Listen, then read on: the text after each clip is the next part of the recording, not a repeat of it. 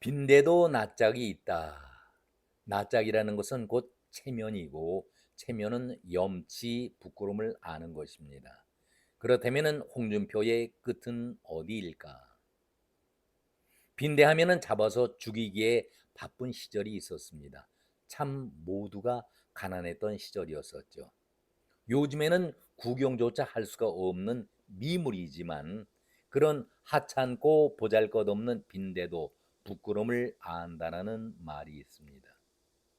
그런데 하물며 사람인데 사람이 염치가 없으면 빈대보다 나을 것이 없다. 그래서 오늘 제목을 빈대도 낯짝은 있다. 홍준표 씨 이렇게 잡아봤습니다. 깜나라 조진국 시간입니다.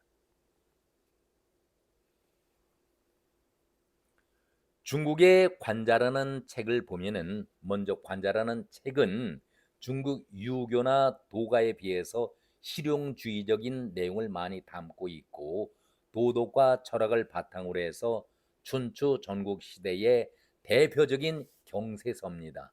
나라를 이끌어가는 책으로도 유명한 책이 바로 관자인데 이 관자의 내용을 살펴보면은 예의가 끊어지고 나라가 위태롭고 염치가 사라지면은 나라는 멸망한다. 지금 이 나라에 이재명 정권이 들어서 있고 하는 꼴들을 보거나 홍준표가 연일 독소를 퍼붓고 있는데 우리나라를 바로 얘기한 것이 아닐까 해서 섬뜩하기만 합니다. 한마디로 홍준표를 보면은 나라가 망하든 말든 간에 못할 것이 없는 말이나 짓, 행동을 다 하고 있습니다. 오죽하면은 정치는 염치를 모르는 자들이 하는 것이다 라고 많은 국민들이 자조 섞인 말씀들을 하고 계십니까? 빈대의 낯짝보다 염치가 없다는 홍준표. 정말 왜 이럴까? 홍준표의 끝은 어디일까? 홍준표는 지금 어디를 향해서 이런 독소를 퍼붓고 있을까? 아니, 누릴 것은 다 누리고 해볼 것은 다 해본 홍준표인데 정치 그만두겠다라고 말한 지 오늘로 꼭 석 달째가 되는 날입니다. 그러나 정치를 그만두겠다라고 한 것이 아니라 돌아서서는 바로 다음부터 정치 현역 정치인 못지않게 아주 거친 말과 독소를 퍼붓고 있습니다. 어느 누가 이렇게 남 탓하면서 독소를 퍼붓고 있을까? 홍준표의 말을 듣고 있으면은 모두가 다 남이 해서 한 말이고 남이 한 행동이었지. 나는 그 피해자다. 억울하다. 늘 이런 말만 해오고 있습니다. 하루가 멀게 폭탄 발언을 쏟고 있는데 어제는 이만희의 신천지가 윤석열을 대통령 만드는 당의 경선 후보자로서 나섰을 때에 힘을 보태서 당선시키게 만들었다. 이 말을 해서 깜짝 놀라게 만들었습니다. 한마디로 윤석열과 이만희의 신천지 결탁을 내가 직접 들었다라고 홍준표가 얘기를 했기 때문에 세상을 발칵 뒤집어 놓았습니다. 홍준표는 이렇게 얘기를 합니다. 2021년 국민의힘 대선 후보 경선 때에 신천지 신도 10여만 명을 국힘 책임당원으로 가입시켜서 윤석열을 도운 것은 윤석열 후보가 검찰총장 시절에 코로나 사태 때에 신천지 압수수색을 2번이나 막아줘 그 은혜를 갚기 위해서였다. 그러면서 홍준표는 지금도 그 신도들 중 상당수가 그 당의 책임 당원으로 활동하고 있다고 했다며 그 소문이 사실로 확인된 모골이 송연한 순간이었다. 이렇게 얘기를 하고 있습니다. 무서운 얘기죠. 그렇다면은 여기에서 홍준표에게 한번 물어보겠습니다.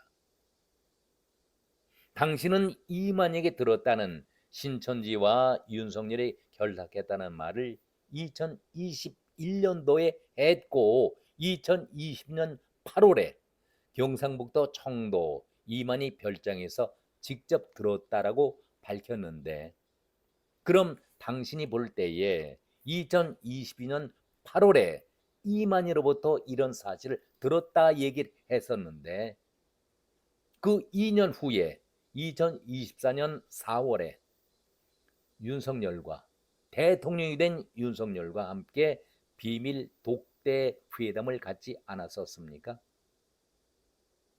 당신이 볼 때에 천인 공노할 범죄자가 윤석열이었는데, 그런 범죄자를 2년 후인 대통령이 된 윤석열을 4월에 몰래 비밀 회담을 통해서 만났었습니다. 왜 그렇게 흉악한 윤석열을 만나서 윤석열 정부의 성공을 빌겠다, 반드시 성공한 정부가 되도록 힘껏 돕겠다, 이런 말을 하면서 전국적으로 나팔을 불고 다니지 않았었습니까? 그리고 여기에 내가 한동훈까지 완전히 제거하겠노라 윤석열에게 얘기했다라고 그 당시에 명태균에게 자랑스럽게 전화로 그 소식을 전하지 않았었습니까? 정말 그렇다면 당신은 나쁜 사람 아니겠습니까? 철저하게 이중적인 모습을 보이면서 위선과 가정을 떨었던 나쁜 사람이 아니냐, 이렇게 묻고 있는 것입니다. 그렇게 엄청난 정치 거래를 알면서도 어떻게 윤석열을 만나서 흥정을 하려고 했을까? 그때는 윤석열이 대통령 초반이고 힘이 있으니까 절대적으로 나를 도울 것이다, 내가 도움을 받아야 할 것이다, 필요하니 내가 윤석열을 밀고 도움을 받자, 나는 대선 후보로서 후보 지명을 받고 대통령이 되겠다는 욕심 때문에 그 당시에 이만희와의 윤석열의 신천지 결탁을 사실이든 아니든 상관이 없다, 모른 채 하겠다라고 묻어뒀던 것 아니겠습니까? 이런저런 기대치가 작년 말로 인해서 모든 것이 다 수포로 끝나고 무너지게 되니까 윤석열을 저격하고 매장시킨다고 한다면은 얼마나 이 정치판이 더럽고 매정한 것을 알고 있지만 너무나도 야비한 것 아니겠습니까? 당신이야말로 인간 쓰레기요, 인간 말종이 아닌가, 이렇게 묻고 싶습니다. 이 부분은 특검과 관련해서 지금 조사하고 있으니까 분명하게 밝혀지리라고 생각이 듭니다. 그러면서 바로 분이 풀리지 않아서 그랬는지 1시간여 뒤에 어제죠, 또 이재명 정권의 특검이 윤석열과 한동훈식 먼지털이 수사를 하고 있는데, 특검이 윤석열에게 하는 것을 보니 윤석열이 업보는 피할 수 없는 것이다 라고 생각한다는 글을 올렸습니다. 그야말로 죽어가는 사람에게 뒤통수 때리면서 염장질 하는 것과 무엇이 다르겠습니까? 그래도 당을 30년간 지켜오고 배지를 5번 달았고 당 대표를 2번씩이나 대선 후보까지 했다는 위치의 홍준표가 이렇게 죽어라 죽어라게 짓밟고 독소를 퍼볼 수 있을까? 저는 이해가 가지 않는다, 이런 말씀을 여러 차례 드립니다. 홍준표는 이렇게 얘기를 합니다. 특검이 윤 전 대통령의 공천 관여 행위를 정당법 위반으로 수사하는 것을 보고서 박근혜 전 대통령의 공천 관여 행위를 정당법 위반으로 수사했던 윤석열, 한동훈의 국정농단 수사를 떠올렸다.